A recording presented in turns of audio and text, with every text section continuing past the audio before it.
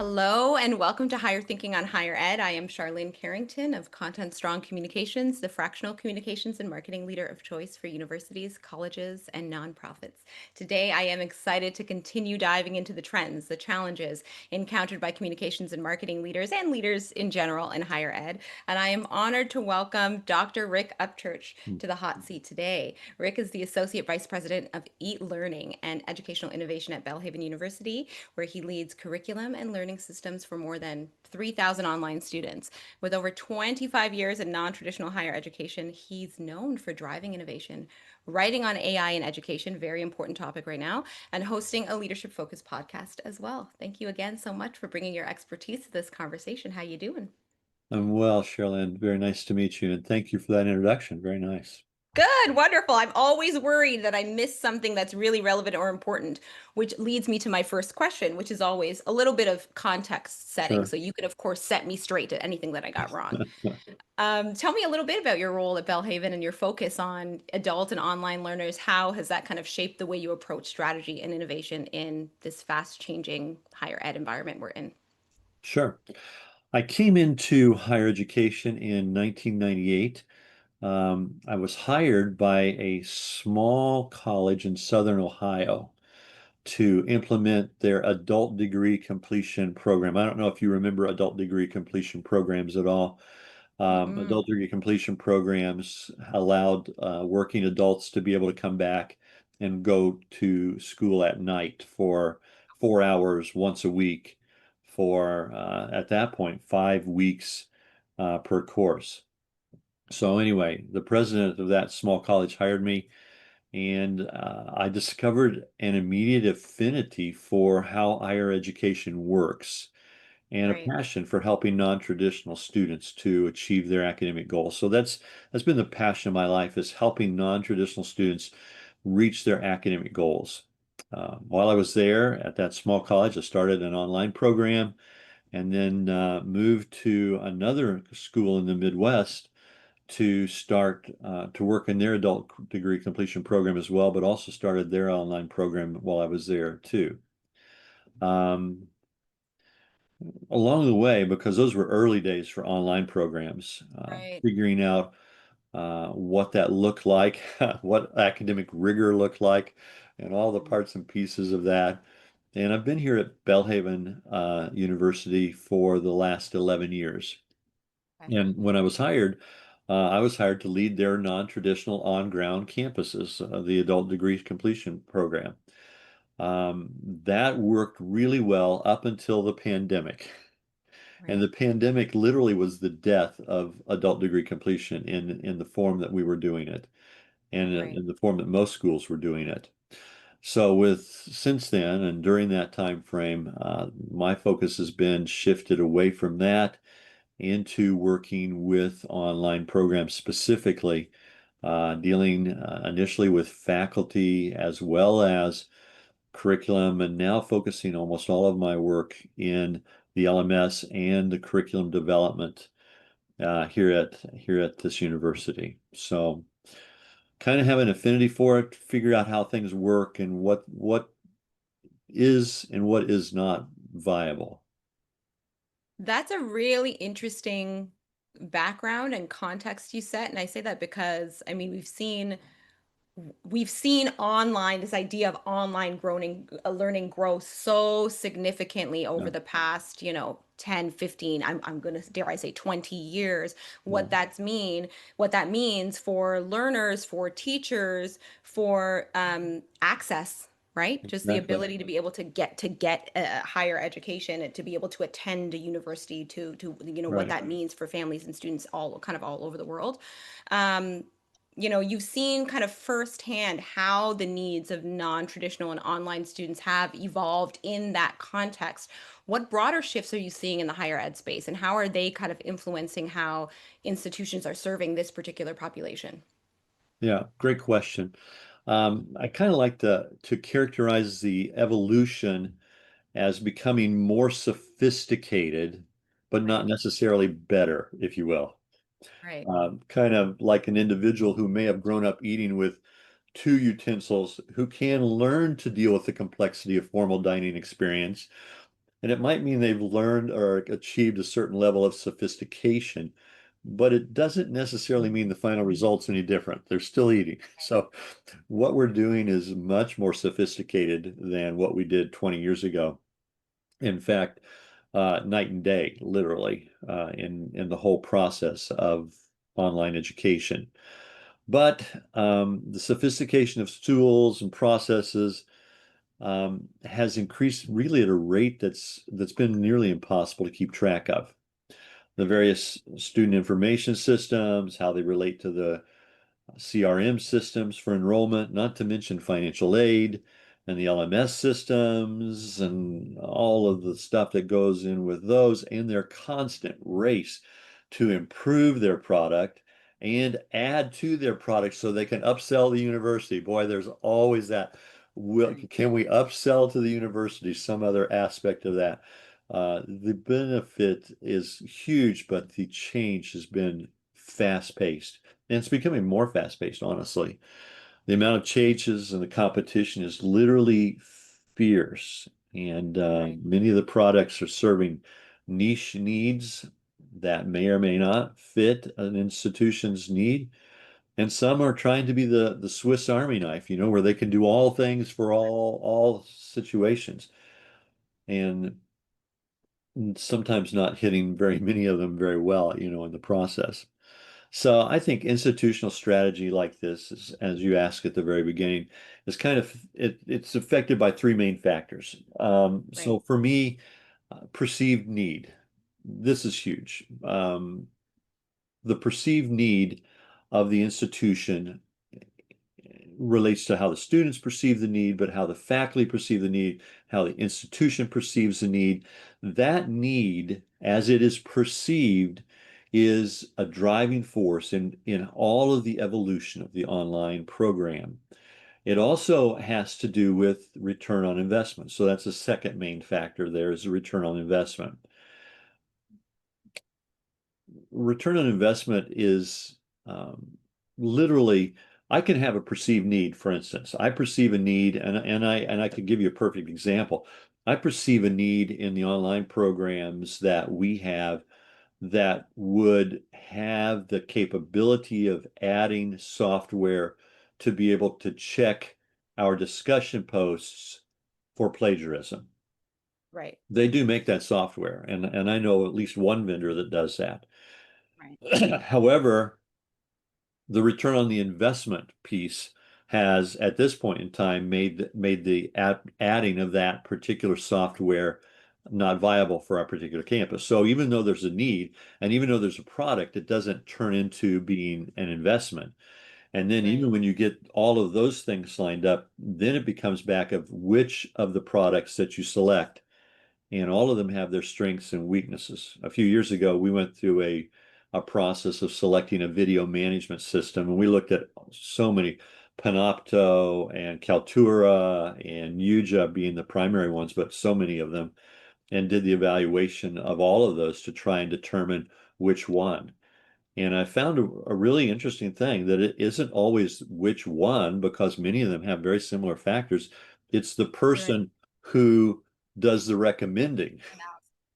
Okay. Yeah, my personality comes into that factor nearly as much as because whatever one I champion is the Right. one that comes to the table first. So all of that kind of I think fits into answering your question here. Okay. Okay. I like what you talked about there. One thing that comes to mind as I think about some of the tools you even mentioned there is this idea of really finding and figuring out what the return on investment is. And I think about, the changing landscape of education now, the use of AI, for example. Mhm. And, a lot of thought leaders are thinking about that and talking about that. Things like plagiarism, right? Students are Yeah. going to be using AI Ooh, to do their essays and to, ask yeah. questions and to get the answers that they need to answer to the questions that they need answered. And, the larger question for us in higher education becomes what are we looking for? Are we looking for whether or not they used AI? They're using AI. What we should actually be looking for is, beyond this idea of plagiarism, but more so the idea of have they used any critical thinking to Yeah. come back to the table. And that gets to what you talked about, I think even a little earlier in our discussion with this idea of rigor, right? Once programs Right. came moved from an in-person setting and they came online, I'm sure a big huge part of the discussion Oh, was, are we continuing to ensure that we have academic rigor in our programs? that's What right. does that look like now in our current climate, and how are we being able to ensure that students are coming to their academics rigorously and learning what they need to learn and being able to think critically so that they can take that into the real world. Yeah. No, you're exactly right. That has been such a huge part of trying to make all these programs work and to make them work in a responsible way. And what you mentioned about students using AI has, the advent of AI, and I know that maybe we'll talk more about this in a little bit, but the advent of AI in since November 2022 has been like an avalanche. Literally, it's felt like Right. an avalanche. It may have started as a snowball at the top, but it's not Yeah. a snowball any longer. And everything I'm reading, and I read a lot on this particular topic because it's a passion point for me. Students are using it. You're correct. Students are using it actually more than faculty are using it. Of course. Interesting point. And faculty think they can always spot when it is being used. And Right. and of course, I say of course, but they can't, not Right. always. In some cases, it's fairly easy. I can spot it in some cases. Most people can spot it in some cases, but not in every case. And Right. it's becoming more and more difficult as we go along. So all of those pieces are working together to make what we're doing now probably the most challenging time in my mind in higher education. This is probably one of the most challenging times in higher education that has existed, Right. literally, in the Right. history, even more so than the internet. This is the most challenging time that higher education is facing. So I love when I mean, I don't love that this is the most challenging time, but I like the fact that you've pinpointed, so, one of the bigger challenges is how are we integrating AI? What does this mean for all of us? A lot of people I've been speaking to are talking about the political pressures as well Yeah. surrounding, higher education and what that means for our ability to roll out, programs, our ability to really spell out the value of getting a higher education. I think about what you're doing specifically in your role right now and in your institution. What's going well right now in terms of, growth or engagement or, your online programs in general? And then Okay. thinking about the challenge piece there, like what's been especially difficult for you guys? Yeah. Yeah, that's really great. We've been working diligently over the last several years to refine our processes. And that has led to significant improvements in efficiency and accuracy. I really can't, I don't know how possible to overemphasize something that is so boring. It's a really terrible thing. But but the processes at most institutions are so fragmented and siloed and departmentalized and have Yeah. so many individual barriers to make them work. I've often sat back and thought to myself, how in the world can higher education even work at all? Literally, because of all the different parts and pieces that are pulling at it, seemingly all of them pulling to destroy it, and yet somehow it still works together. And that's what we've done in the last several years, at least in the area where I'm working, is we've worked diligently to try and refine the processes. And I think maybe our biggest friction point was and is our own perceptions. Um, Combating that has been a serious focus on my part and a focus on team dynamics within the curriculum and the LMS teams. We spend time together at extended workshops 2 or 3 times a year just discussing those dynamics, Right. personality profiles. I'm a big fan of Lencioni's Working Genius material and how that works together with the team and getting everybody in the right seat on the right bus, like Jim Collins would say. Position, description, alignment, all of those parts and pieces. I've also spent a lot of time focusing on Tasha Urich's material on focusing on psychological safety for my team so that they Okay. can speak up and actually feel free to express their opinions and concerns. And that has really helped us to iron out challenges within our processes so that we can deliver a high quality product. And we are delivering a high quality product. We continue to work out the bugs, if you will, and try and work out the communication pieces. And we've Okay. established a few, working models that help us do that. But a lot of it is just the nitty gritty of staying focused on the process. Most of my job, literally, isn't so much doing the job as much as making sure that there is no grit in the machinery. There's no dirt cluttering things up, that everything's oiled and working smoothly, and that my team has exactly what they need. But we do have sometimes barriers that come from outside, for Right. instance, from the administration or faculty. Sometimes they do raise barriers. They want certain changes made, or they don't like certain changes that are being made. Trying to figure out which of those are viable and how we can or can't implement those is part of the job as well. Yeah, I think those are, I mean, they sound like common challenges across the board. Many people I speak to talk about this all the time, this idea of, siloed work and how that impacts, overall internal strategy and, development and vision towards working towards that one goal. So I am interested in hearing that it is once again kind of at play in your organization as well. Um, is there anything else that you think is a barrier directly to your work? There may not be. Um, you know, Not really. I think a lot of that comes down to personality, Right.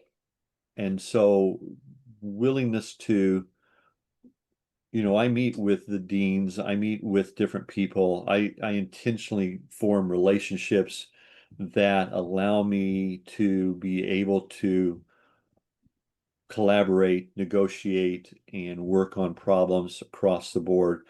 Right. Really, those things are kind of crucial as far as beating down barriers. There are barriers, there are Right. silos, Of but course. most of the silos can be addressed. I don't know if that's the right word, but they can at least be eased if you can have a working relationship with the people involved. Right. Right.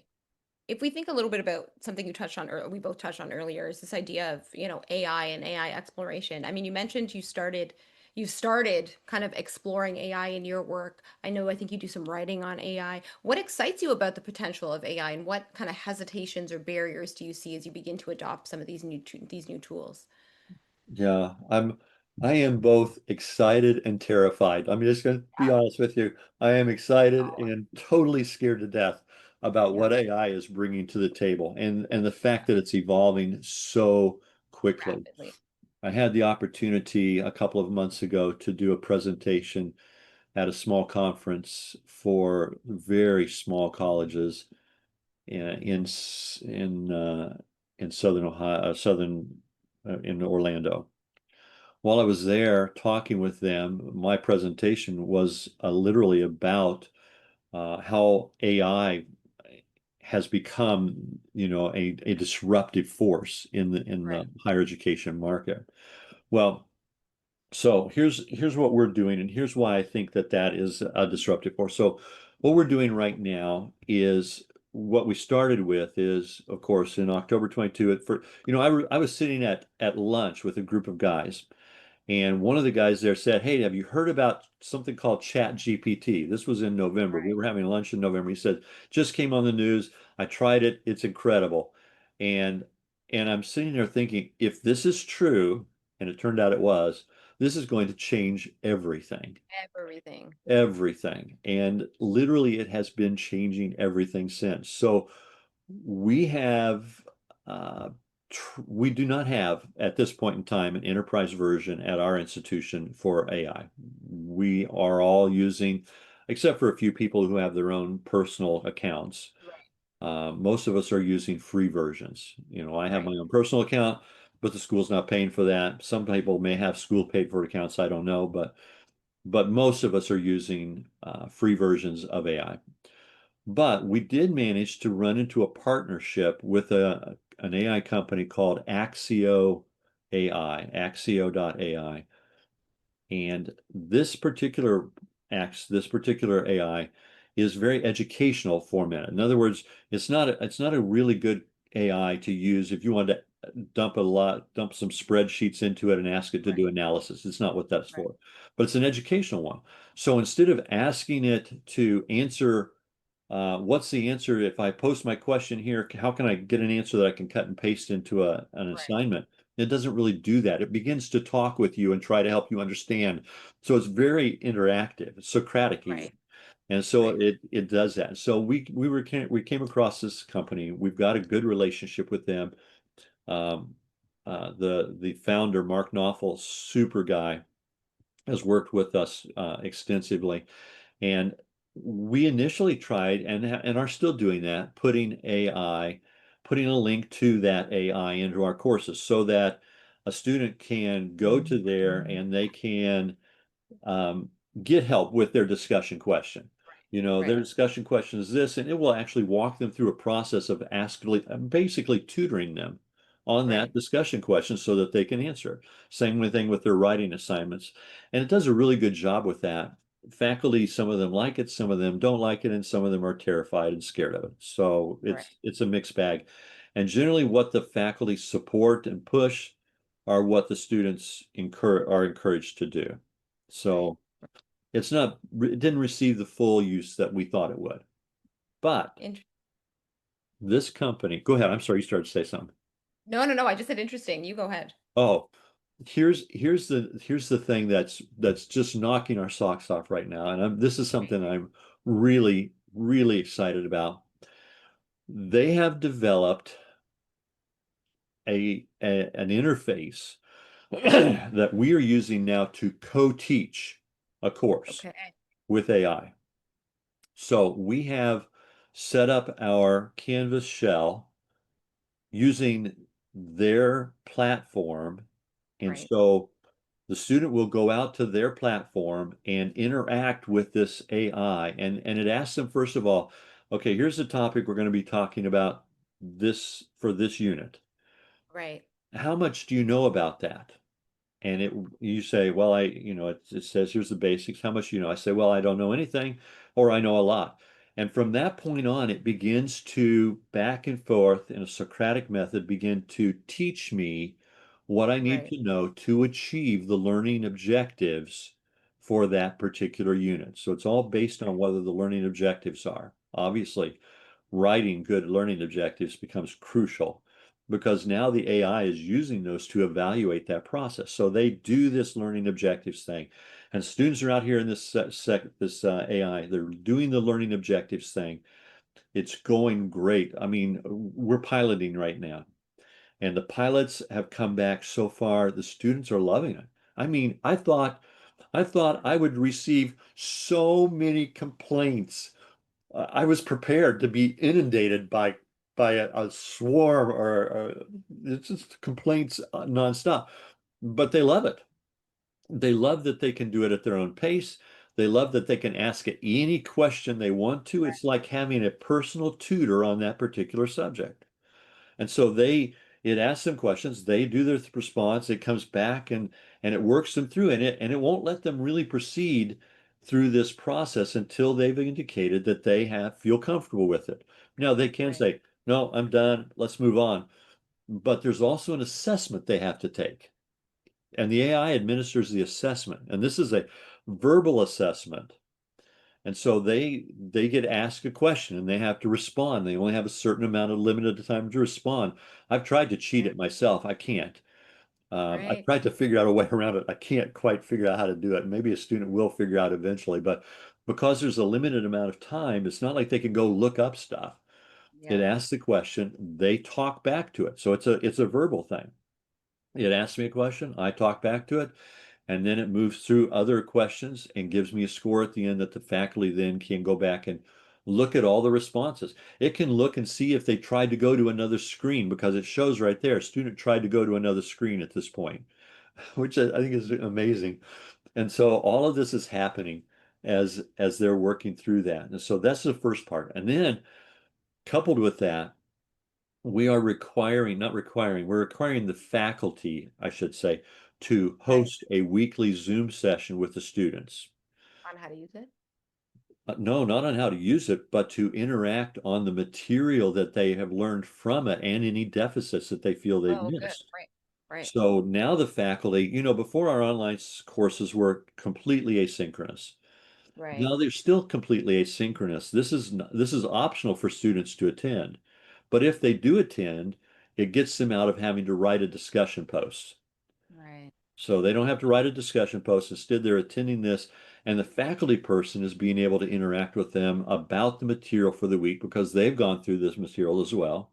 They know what's going on, and they're be able to answer the students' questions as they ask in that particular thing. They try and set up even a breakout session inside the Zoom so that students can get to know each other. So here's some things that are happening in the online program that weren't happening in most online programs. They're getting to meet their faculty on a much better basis than they ever have in the past. Right. And Building they're rapport. interacting with other students in a way that they haven't in the past. Right. And then the final part of the course, the final part of each unit is an exit ticket. And the exit ticket asks them what they've learned and their experience with the AI, and then how they can apply that material. So it's stepping them up into a higher level of Yeah. blooms.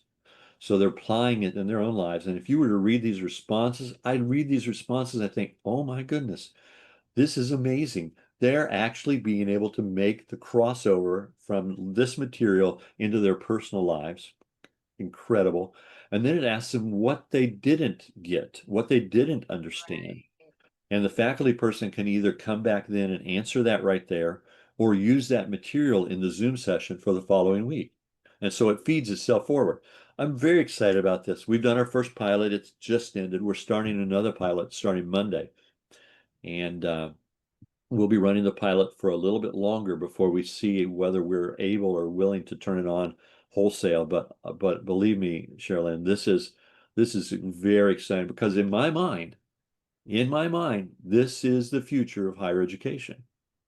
Because Absolutely. everything else, an AI, you can use an AI to cheat, and there's almost nothing we can do to stop that. Right. But this way avoids that whole scenario. Well, I think it's a great example of using AI effectively to integrate and elevate, educational experiences. And one thing that, really stood out to me is this idea of, a personalized educational experience, right? Yeah, Because they're getting that one-on-one back and forth with an AI system that is ideally challenging them. Then they take that over and they have that connection with their, faculty, their professors or lecturers, whoever it is that they didn't have yeah, before, and with their peers in the classroom that they likely didn't have before. That discussion is once again elevating their learning. And then the piece that really stood out to me with what you said was the end piece of how am I taking this learning and applying it to other systems, applying it to other scenarios in my life, and yeah, applying it to, when I graduate from here, how am I going to apply this in a real world scenario in the workforce, which is really what they're supposed to be getting from, right, their exactly. educational experience. So I think that's huge. You talked about a little bit there this idea that, students have that automatic ability to say, I didn't understand this. This didn't land for me. I didn't get this. Right. And they have that almost feedback mechanism. I assume, and I think you mentioned that is something that you're measuring to be able to see, well, this is a gap here, and how do we build this into the next week learning, or into, overall into the course. What other, I don't know, metrics or, measurements do you have in place to track, how well you're doing, whether it's in course learning or whether it's, strategically in terms of how you kind of design online learning for students? Yeah, great question there. Uh, those kind of things are challenging, I think, to figure out because grades are not really a good metric. It's very difficult Right. to use a grade to evaluate, particularly when they're all so subjective. So we do try and pay attention to a number of rubrics. I work with an online dean. Dr. Wilkins has been incredible in her role of working with faculty. So she works with faculty. I work with the curriculum piece, Right. and she has faculty engagement metrics that deal with how many times the faculty engage with students, whether they're Right. posting announcements weekly like that we want them to and ask them to do, how well they do on their responses to grading assignments, not just Right. grading the assignment, but what kind of responses they're doing. So she has a number of metrics that she uses for that point. So a lot of what we're focusing on has to do with students and faculty, student engagement, obviously, but the student Right. engagement's fairly easy to track. Did they do the assignment? How well did they do the assignment and the engagement in that piece? But a lot of it comes back from the faculty. Right. How well are they being engaged? And so we spend a lot more time on the faculty side judging that, because if a faculty person is really doing their job, then we believe the students will engage. Right. That may or may not be the case, but that's been our experience. So we have Zendesk tickets that come from students, of course, and faculty. We respond to those and track those in a way that helps us to see whether there are any common themes that we need to address. Right. So we deal with that. We have feedback loops built into the curriculum so that faculty and students both can notify us if they find errors or problems within the curriculum itself. And so we address those. But we really try to be more proactive, I think, than we do reactive. And I say that because both the online dean and I conduct lots of training for faculty. This is also an area that really I'm pretty passionate about, is training people to be more effective in administering online education. And so every month there's a training session for online faculty. Um, the online dean usually does some tips and tricks that they send out on a video that they're hosting.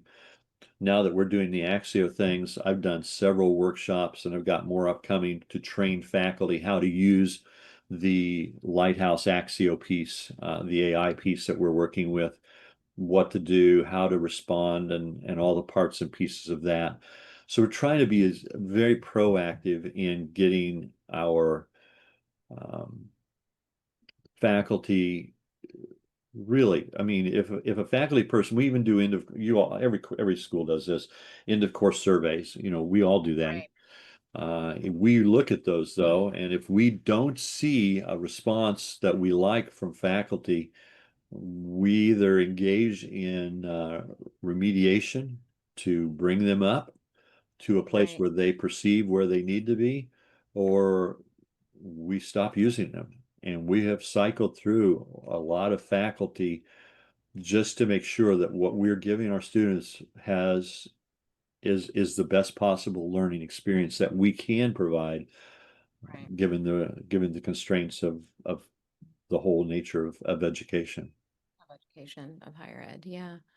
I think that's a great answer. I think, sometimes we don't always hear that is the importance or the significance of getting that direct feedback and building that directly into, strategically how you design programs, who's carrying out the programs, how it's delivered, how it's received. My final question is my magic wand question. Some people find this really difficult to answer. Some people love it. I'm interested to see how you react to this one. If I give you a magic wand right now and you could kind of wave it in the air and remove that one big barrier to, your progress, your institution, and specifically in your role, whether it's budget, whether it's buy-in, whether it's tech access, whatever it is, what would you change first? And what would that mean for you? Yeah, my one big magic wand. Do you have one of those? Can you give me that? Because Here's a pen. I'll thank can we you. pretend it's There you go. If I had that magic wand, I would I would really want to wave it over um, faculty, um, because faculty buy-in, particularly for new changes and innovations. And this isn't across the board, but the holdouts can sometimes be so vocal or verbal about the whole process that it can have a tendency to um, undermine Right. what is good for the institution. And that's generally motivated by their perception of what should be. But if we were to drill down, it's probably also motivated by a great deal of fear about what will be. Right. And so if I could wave my wand, that would be it. That would be the big one is that faculty would be more embracing as a whole. But we have it here, we have a great faculty here, and many of them are supportive of this process. I find that our leadership is pretty supportive, honestly, incredibly supportive of the Mhm. processes. All of us would love to have a bigger budget. Don't get me wrong. Of course. If you could increase Of my course. budget significantly, I would not be opposed to that. But I really believe our institution's walking a pretty good balance point at this time because we're in higher education is at a strange state right now. We have this enrollment cliff we're all dealing with. We have the lack of credibility that is rampant across America about the viability of higher education. That's Mhm. only becoming worse. Yep. We have all of these new things that are hitting higher education, like AI, but even more than that, credentialing and the whole credentialing process, and now the financial aid scenarios and all that's going on with the government and what that's looking like. So all of these things together, I think our institution's doing a pretty good job in walking that line. I really hope that we will be able to continue this Axio to its natural conclusion. This Right. Axio pilot will come to its natural conclusion. But what that will look like for our institution in a year is a Really. little scary. It really Right. is. And how it's going to affect our faculty and our staff and our footprint. I, I I'm a little concerned about what the future looks like, but I don't see that there's a way around it. I don't see that we have much choice. And I think if you're a very small institution, I think you can survive. If you're a very large institution, I think you can ignore it to some degree, but they won't Right. because they're very large for a reason. Right. But it's Exactly. it's the middle institutions that are going to be suffering. Those that are mid-sized institutions, they're going to have to make a stand. I think we have 2 years. In my opinion, I think we have 2 years, maybe three, maybe less, maybe less. I think we have 2 to 3 years. I'm gonna come to you in a year and a half and say, "Hey, Rick, look what's happening. Is Good. this what you predicted? Is this what you predicted?" I think you're probably right. I think that the change is so significant across the board. I think, you hit the nail on the head. There are people who are definitely excited about the changes, but everyone in general has this apprehension, this fear. What does this mean for us? Because Right. the future is uncertain, and there are so many different external factors that are impacting the way institutions are able to do the work that they're known for doing. And Yeah. everyone really has to figure out how to adapt or fail. And we are seeing that, quite frankly, a lot of institutions across the board that are just not able to make the shift as quickly as they need to in order to sustain themselves and build themselves back up and thrive in this kind of in this current climate. So um, I So think you hit the true. nail on the head. Yeah, I really do think you did. Rick, thank you. Big thank you. Thank you so much for sharing your time, your experience, your perspective with us today. It's been a thoughtful, generous conversation. To our listeners, to our watchers, I hope the episode sparked some ideas, affirmed your own experiences, or helped you see a challenge in a new light. If you're a communications or marketing leader or a leader in higher ed in general, you could be an advancement, you could be a president, whatever, and you want to contribute to this conversation, I would like to hear from you. The truth is, we're trying to build a roadmap together for the future of our field. So let's get to work. Thanks so much again, Rick. Thank you.